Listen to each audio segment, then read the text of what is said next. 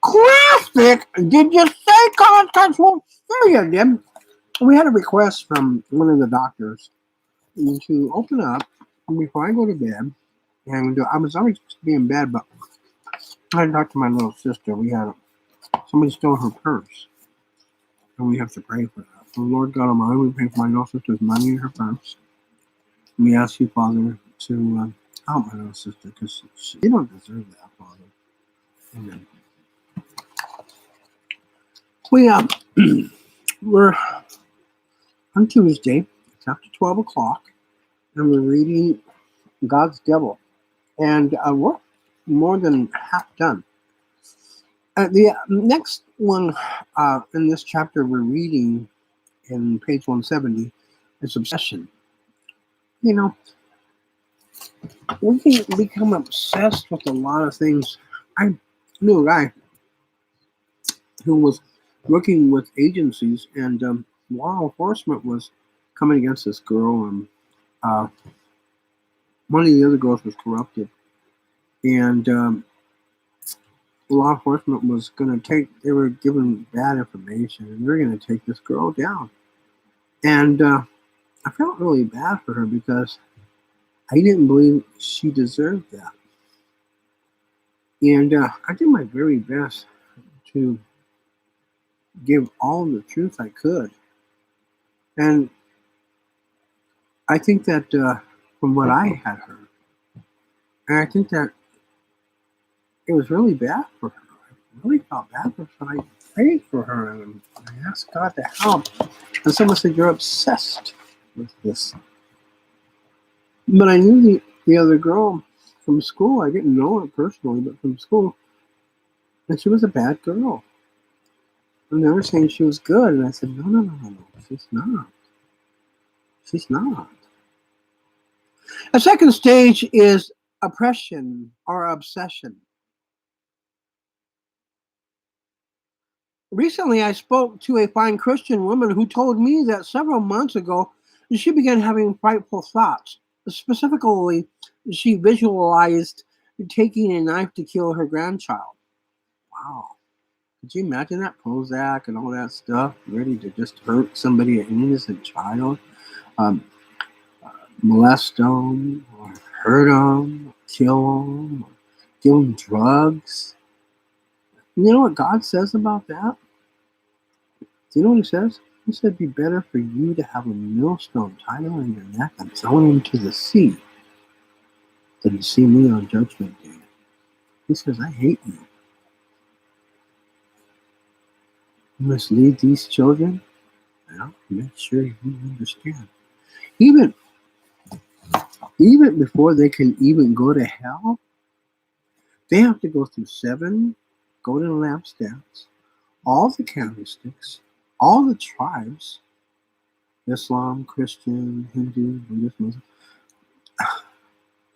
They got to get judged by everybody, harshly, rashly, and more than likely, they're going to have to serve Beelzebub, the angel of the bottomless pit, for all eternity, just so that they don't get beat on, that he may hide them. You see, Satan offers cover, just like God. He's the God of this world. It's his. It's hell. It's going to pass away. We got to get out of here. They're cast down from the sky to the earth. They're going to burn. This is going to burn. They're going to burn in it. You don't want to be here. You got to go through 7 vials, 7 candlesticks, and then 7 bold wraths of God before they can leave here, before they can even go to hell or be judged. That means you got to walk in darkness at 12 p.m. noon, and it's nighttime. Sun comes up at 6, right? 7 goes down at 12, right? Comes right up in the east and goes way over there. Saying, what the heck? Where'd that sun just go? It's prophecy in the Bible. It's in the Quran too. Somebody's telling the truth, right? Could you imagine? It's not worth it.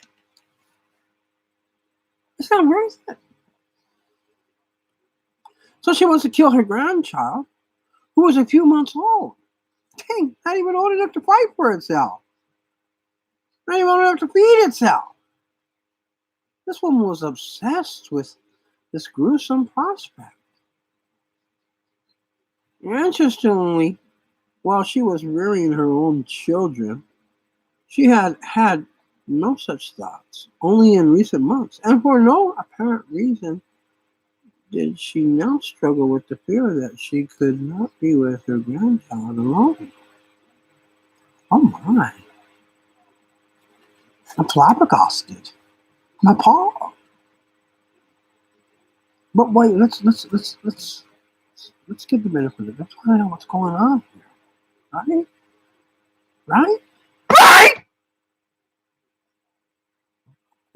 For months, and for no apparent reason, did she now struggle with the fear that she could not be alone with her grandchild anymore. Grandson, granddaughter, grandchildren,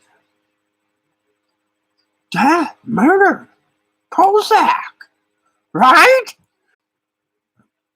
So now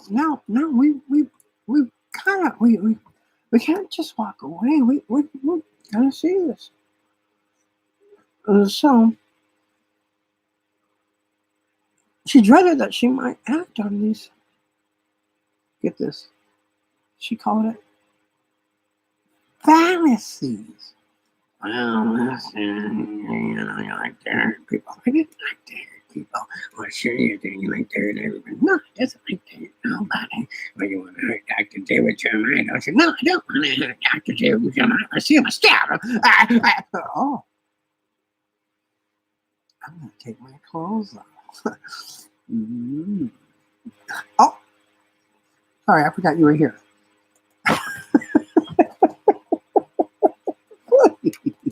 Fantasy? Were these ideas her own? I don't think so. The devil embedded these thoughts into her. Will she act on them? I'm going to kill God. Say Dr. David Jeremiah. Oh, it's just terrible. Godson? Who the hell is Godson?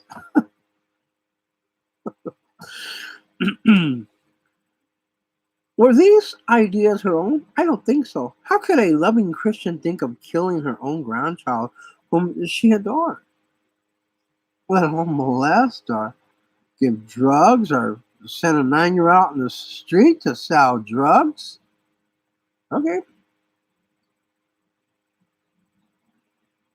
The thoughts had their origin with a demonic spirit who dancing around in my head. I see them. I can see them clear as day. One's black, one's white, and the other one's brown. The brown one's got eyes like this. The black one's got eyes like this. And the white one's got eyes like this.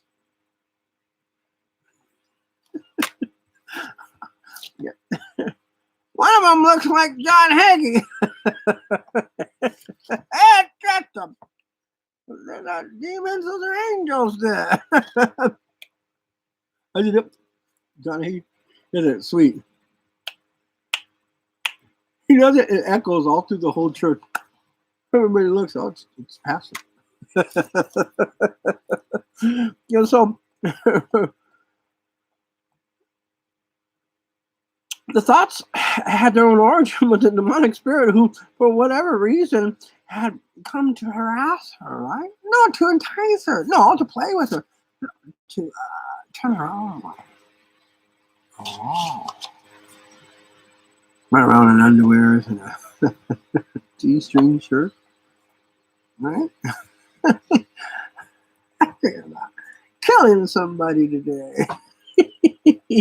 When I assured her that these were not her thoughts, she felt relieved for two reasons. First, she was not the evil woman she had begun to think she was. The second, she now knew that these images need not have power over her. To the pit! To the pit, all the way, all the way, all the way, to the pit, to the pit. Right?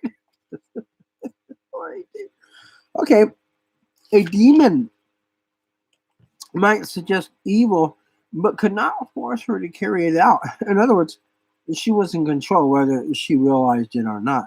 She could rebuke the thoughts in the name of Christ with complete confidence that she needn't follow the suggestions. Christ was on her side. Okay, let's grant it. Watch this.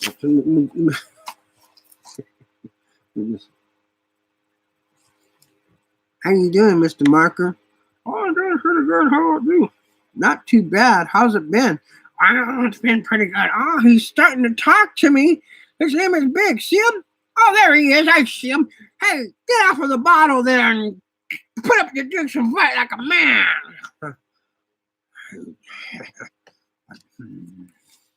And they use demonic warfare in Revelations 9. They hurt you. People say, no, that's chronic disease. No. It's demonic warfare. They hurt. And then we get to double the cup because in Revelations 9, we get to hurt them bad. I watch them get hurt back. It's something that hurts so bad. I'm going to enjoy it. We get to double the cup till it flams over.